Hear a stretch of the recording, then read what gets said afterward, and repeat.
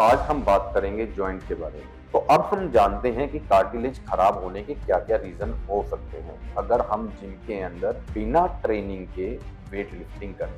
अब लोगों के काफी सवाल होते हैं जॉइंट रिप्लेसमेंट के बारे में। ये जॉइंट रिप्लेसमेंट होता क्या है और ये बेसिकली कैसे किया जाता है, और अब जो भी मूवमेंट इस जॉइंट के अंदर रहती है वो कार्टिलेज की जगह मेटल और उस प्लास्टिक के पीस के बीच में रहती है। दोनों तरफ हम प्लास्टिक या फिर मेटल की एक कैप चढ़ा देते हैं।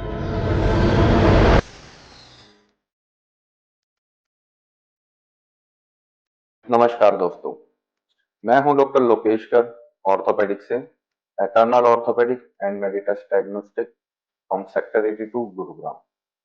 मैं एक ऑर्थोपेडिक सर्जन हूं। मेरी ट्रेनिंग सफदरजंग हॉस्पिटल से हुई है। तो आज हम बात करेंगे जॉइंट के बारे में। जॉइंट को हम कैसे हेल्दी रख सकते हैं, कैसे उसे हेल्दी रखना चाहिए, जॉइंट खराब होने के क्या रीजन हो सकते हैं, और अगर जॉइंट घिस जाते हैं या खराब हो जाते हैं तो उन्हें कैसे हम ठीक कर सकते हैं। तो दरअसल कोई भी हमारी बोन के जो जॉइंट होते हैं, उस जॉइंट के बीच में कार्टिलेज नाम का एक लेयर होती है जो कि उस जॉइंट को बहुत ही स्मूथ बनाकर रखती है। ये जो कार्टिलेज होता है, ये निर्जीव जैसा होता है। इसके अंदर कोई सेंसेशन नहीं होती, बट ये जो भी अपना पोर्शन होता है वो उस जॉइंट के फ्लूइड से लेता है। इसके अंदर कोई भी डायरेक्ट ब्लड सप्लाई नहीं होती। और जो बेसिकली ये जो जॉइंट होता है, इस जॉइंट के अंदर जैसे मान लीजिए ये बोन है, इसके ऊपर एक कार्टिलेज की लेयर रहती है, और इधर वाली जो हड्डी होती है सेम, उसके ऊपर भी कार्टिलेज की लेयर रहती है। तो ये जब दोनों मिलकर एक जॉइंट बनाते हैं, और जो ये कार्टिलेज की जो दोनों तरफ की लेयर होती है बहुत ही ज्यादा स्मूथ होती है, चिकनी होती है, और इसके अंदर कोई सेंसेशन नहीं है। तो बेसिकली जब भी हम इसके अंदर आपस में कोई भी जॉइंट की मूवमेंट होती है तो एक कार्टिलेज दूसरे कार्टिलेज के ऊपर रब कर रही होती है, बट ये इतना स्मूथ होता है कि ये बिल्कुल फ्रिक्शनलेस होता है। जब ये जॉइंट मूव करते हैं तो इस जॉइंट के बीच के अंदर एक साइनोवियल फ्लूइड नाम का बहुत ही चिकना पदार्थ होता है। ये जो पदार्थ होता है, इन दोनों की जॉइंट मूवमेंट के टाइम पर इनका फ्रिक्शन बहुत कम करके रखता है। आप ये समझ लीजिए जैसे कोई मशीन का कोई लुब्रिकेंट होता है। तो ये जो कार्टिलेज होता है अपना कोई भी न्यूट्रिशन या पोषण ब्लड सप्लाई से नहीं लेता, क्योंकि इस कार्टिलेज पर कोई भी डायरेक्ट ब्लड सप्लाई नहीं होती। तो ये अपना पोषण हमेशा इस जॉइंट फ्लूइड से ही लेता है। इस कार्टिलेज के नीचे हमारी बोन होती है, जो कि बोन बहुत ही ज्यादा सेंसिटिव टू पेन होती है। अगर किसी वजह से ये हमारा कार्टिलेज वहां से हट जाए और ये मूवमेंट करते रहे, तो क्या होगा कि जब भी हम कार्टिलेज हट चुका होगा और जॉइंट के अंदर मूवमेंट होगी तो जो नीचे की जो बोन होगी ये इधर वाली बोन के साथ टच करेगी, और फिर जब ये मूवमेंट होगी तो हमें काफी पेन होता है। तो अब हम जानते हैं कि कार्टिलेज खराब होने के क्या क्या रीजन हो सकते हैं, या ये कार्टिलेज क्यों खराब होता है। तो सबसे पहला कारण इसका रहता है एज। जैसे जैसे हमारी एज बढ़ती रहती है ये कार्टिलेज धीरे धीरे घिसता रहता है हर मूवमेंट के साथ। जब हमारी एज 50 या 60 के ऊपर चली जाती है तो 50% लोगों के कुछ कुछ जॉइंट्स जैसे कि स्पाइन, नी, हिप और एंकल, जो कि बहुत ज्यादा यूज होते हैं जॉइंट्स में, तो इन जॉइंट से कार्टिलेज थोड़े थोड़े घिसने स्टार्ट हो जाते हैं। कुछ मरीजों में ये जॉइंट कार्टिलेज जो कि ज्यादा यूज करते हैं जैसे कि स्पोर्ट्स प्लेयर, जो कि इनकी बहुत ही हाई एक्टिविटी रहती है, तो उन लोगों में ये हिप और नी और जो स्पाइन के जो जॉइंट्स के जितने भी कार्टिलेज होते हैं वो जल्दी जल्दी खराब होते हैं।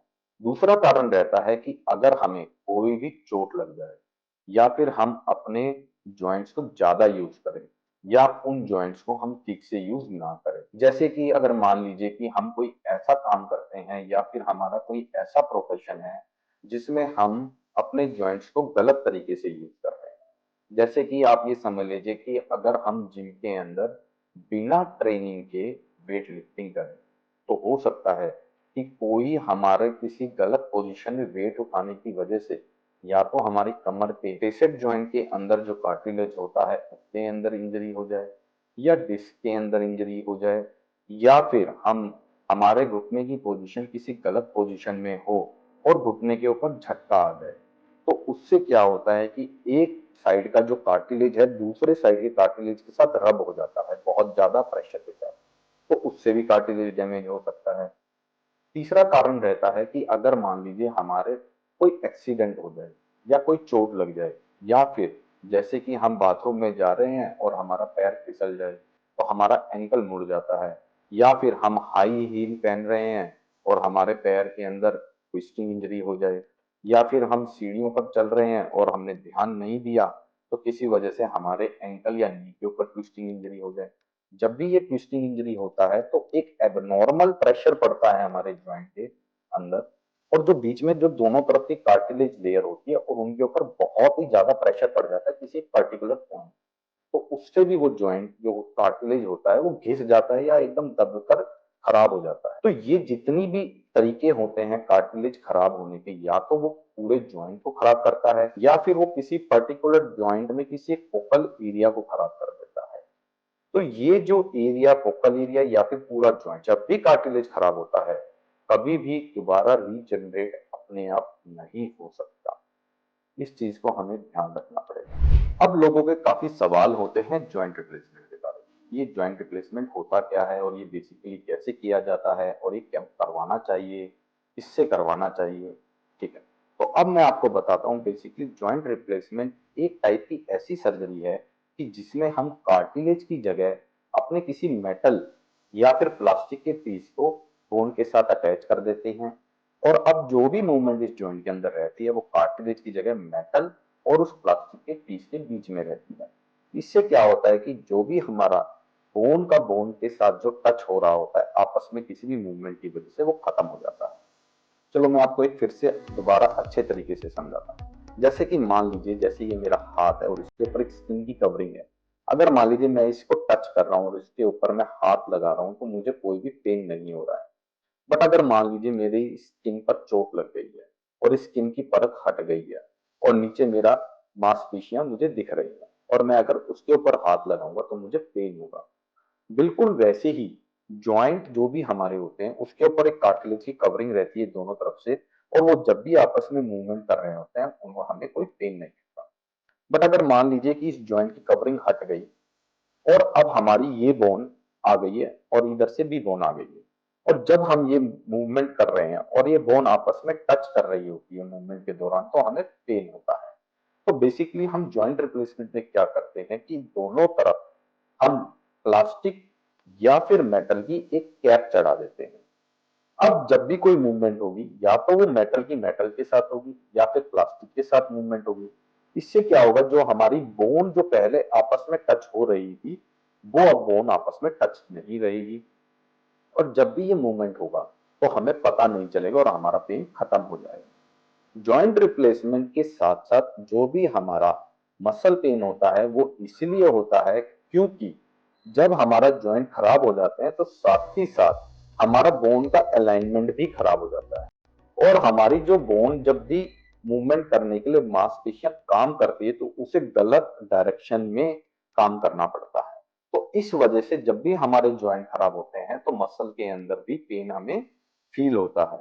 बट जब हमारा फ्रिक्शन भी खत्म हो जाएगा जॉइंट रिप्लेसमेंट के बाद और हमारा अलाइनमेंट भी ठीक हो जाएगा, तो मांसपेशियों का जो काम होता है वो कम हो जाता है, उससे वो जल्दी से मसल थकती नहीं है। तो जब भी हम जॉइंट रिप्लेसमेंट करते हैं तो जनरली हमारा जॉइंट के पेन के साथ साथ जो मसल के अंदर पेन होता है वो भी ठीक हो जाता है। अब हम बताएंगे आपको कि जॉइंट रिप्लेसमेंट एक्चुअली करवाना कैसे चाहिए, कब करवाना चाहिए। देखिए, जॉइंट रिप्लेसमेंट सर्जरी बेसिकली एक बहुत ही बेसिक सर्जरी है आज की डेट में। ये कोई बहुत ज्यादा बड़ी सर्जरी नहीं है, इसे कोई भी अच्छा ऑर्थोपेडिक सर्जन कर सकते हैं। जॉइंट रिप्लेसमेंट करने के लिए आजकल बहुत ही अच्छे इम्प्लांट आ गए हैं, बहुत ही ज्यादा जो हमारी आजकल सर्जरी की तकनीक है वो बहुत ही ज्यादा एडवांस हो चुकी है। हम इसके अंदर नेविगेशन यूज भी कर सकते हैं, रोबोटिक सर्जरी भी कर सकते हैं। बट ज्यादातर इन जो भी टेक्निक होती है बहुत ज्यादा फर्क पड़ता नहीं है, चाहे हम नेविगेशन यूज करें चाहे हम रोबोटिक करें या फिर बिना ये सब तकनीक यूज किए हुए भी जॉइंट रिप्लेसमेंट कर सकते हैं।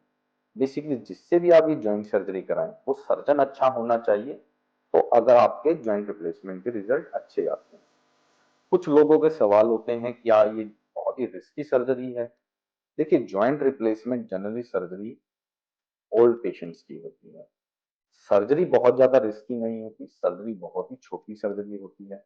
बट जो पेशेंट की एज होती है वो ज्यादा होती है। तो पेशेंट को हो सकता है डायबिटीज हो, या फिर कोई हार्ट की बीमारी हो या फिर उनकी कोई दवाइयां चल रही हो, तो इस वजह से ये सर्जरी थोड़ी रिस्की हो जाती है। बट जिन पेशेंट्स को अपनी क्वालिटी ऑफ लाइफ अच्छी चाहिए, पेन फ्री चाहिए, या फिर बड़ी एज में भी वो अपनी मूवमेंट चाहते हैं कि वापस यंग एज की तरह ही चाहिए, तो उन लोगों को ये सब चीजों को मैनेज करते हुए ये ज्वाइंट की सर्जरी करवानी चाहिए। लगभग वैसे तो मैंने आपके काफी सवालों के जवाब दे दिए हैं, बट फिर भी अगर आपके मन में कोई भी सवाल आता है तो आप हमारे इस वीडियो में नीचे दिए हुए कमेंट बॉक्स में हमसे सवाल पूछ सकते हैं।